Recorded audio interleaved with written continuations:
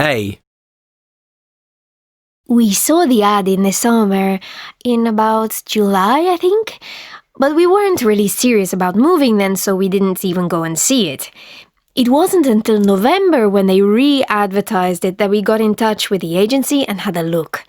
They'd put the price down since the summer too, I suppose because it had been empty so long, so that made it more affordable for us, which helped us make up our minds.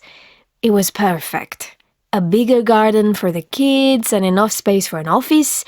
In winter, it was lovely, very cozy in fact, which is important to me as I really feel the cold, whereas my husband will open a window when it's minus temperatures outside.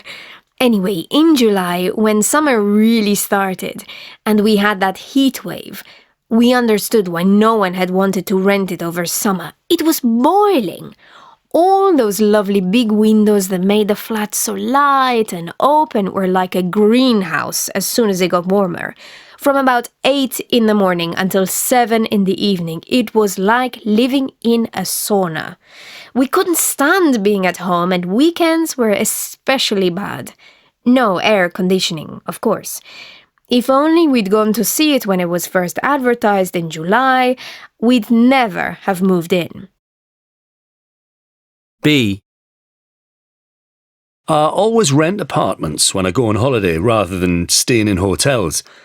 Hotels are so impersonal, aren't they? This way, you get to feel like you really live in the place you're visiting. It's the first time I've done it the other way around though and rented out my place, but it seemed like a good way of making some extra money. The website is really easy to use and they only charge 5% commission, which is lower than a lot of the other holiday rental sites. It's all about the photos and the reviews. Get the photos right and the place can look really upmarket and spacious, but you don't want to make it look too much better than it really is, or you end up with a bad review. It's better to undersell and over-deliver, so guests are pleasantly surprised and leave an extra positive review. So far, I'm averaging 3 stars because of one bad review that brought my average down from 4.5 stars, but hopefully I'll get it back up during the busy season. C. Buying a house seems so far out of my reach, it's almost impossible, as it is for loads of people my age these days. My parents always told me renting was throwing money away, but it was different in their day. Then people could afford to buy a house on a normal salary, but nowadays house prices are so high and no bank will look at you unless you've got a huge deposit. The problem with my dream of buying is that it's never going to come true, not unless my parents help me out. But I got 2 sisters and we're all in the same position. At least they've both got good jobs. Not good enough to buy a house, but at least they can afford to rent places of their own in nice areas. I just don't earn enough to rent around here. Even if I get promoted to manager, it'll be tough to find somewhere unless I share, and call me fussy, but there aren't that many people I want to share a bathroom and kitchen with. Some days I think I'll be stuck living with my parents forever. Even renting is like a dream to me. D. At first our landlord was really helpful.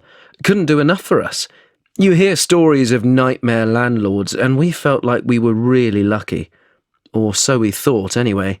He redecorated the whole place, from top to bottom, and let us keep all the bills in his name, so we didn't have the bother of contacting all the companies ourselves. He even offered to come round and do the gardening, as he knew we both worked long hours and might not have time.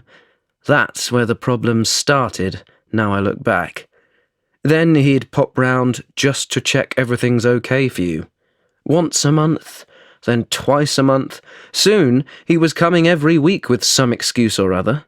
In the beginning we'd invite him in for tea, but it was only encouraging him, so when we realised, we'd try to have the conversation on the doorstep instead. It got so bad we pretended to be on our way out if we saw him coming up the path. We'd grab our coats and walk round the block until he'd gone. I don't know if he was just lonely or just didn't trust us not to ruin his precious house. In the end, we gave our notice and found somewhere else. It's a shame because we really loved that house, but at least it's more peaceful in the new place.